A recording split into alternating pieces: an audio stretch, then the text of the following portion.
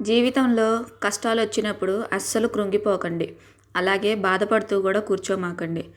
మనోధైర్యంతో అంతా మన మంచికే అనుకొని ముందుకు సాగిపోతూనే ఉండాలే తప్ప అక్కడే ఆలోచిస్తూ ఆగిపోకూడదు. ఈ లైఫ్ ఎలా ఉంటుందంటే అన్నీ సజావుగా బాగానే సాగుతున్నప్పుడు చాలా హ్యాపీగా ఉన్నప్పుడు ఉండుండి ఉల్టా పడుతుంది. అన్నీ తలకిందులైపోయి ఏమీ అర్థం కాని ఒక పరిస్థితిలోకి వెళ్ళిపోతాం. కానీ అలాంటి టైంలో ఒక్కటి గుర్తుపెట్టుకోండి, ఏవి శాశ్వతం కాదు ఈ భూమి మీద. అలాగే కష్టాలు కూడా ఇవాళ ఉన్నాయి, రేపు ఉండకపోవచ్చు. కానీ ఒక్కసారి మనోధైర్యంతో ఉంటే ఎంతటి కష్టాన్నైనా తరిమి కొట్టొచ్చు. అలాగే లైఫ్ను కూడా చాలా ప్రశాంతంగా సంతోషంగా కూడా జీవించవచ్చు. చూసి రమ్మంటే కాల్చి వచ్చాడు అని హనుమంతుణ్ణి అందరూ అంటారే కానీ ముందు ఆయన తోకని కాలిస్తేనే లంక మొత్తాన్ని కాల్చాడని ఎవ్వరూ అనరు. మనుషులు కూడా అంతే. ముందు వాళ్ళేమన్నారో అది మాత్రం చెప్పరు. మనమేమన్నామో అది మాత్రం ప్రచారం చేస్తూ ఉంటారు.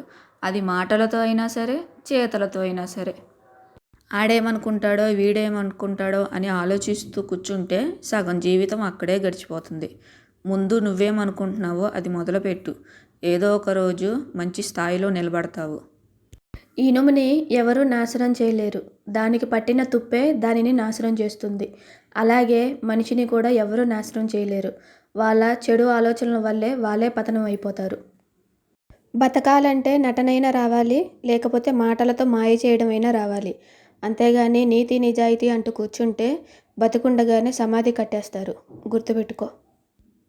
జీవితంలో ప్రశాంతంగా ఉండాలంటే రెండే మార్గాలు.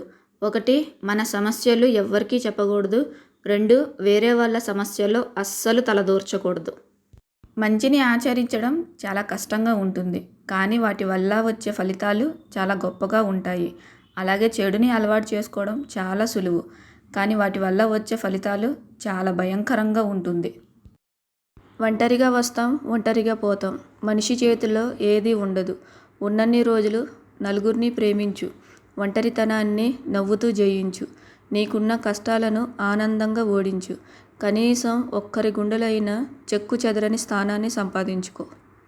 ఎవరినైనా ఎంత ప్రాణంగా ప్రేమించినా, ఎంతలా ఆరాధించినా కొన్ని బంధాలు ఎప్పటికీ మనవి కాలేవు. గర్వం తలకెక్కితే ఒక్కసారి శ్మశానం వైపు చూడు. నీకంటే గొప్పవాళ్ళు మట్టిలో మలినమై ఉంటారు. నిన్ను మించిన వారు అగ్నిలో భస్మమై ఉంటారు.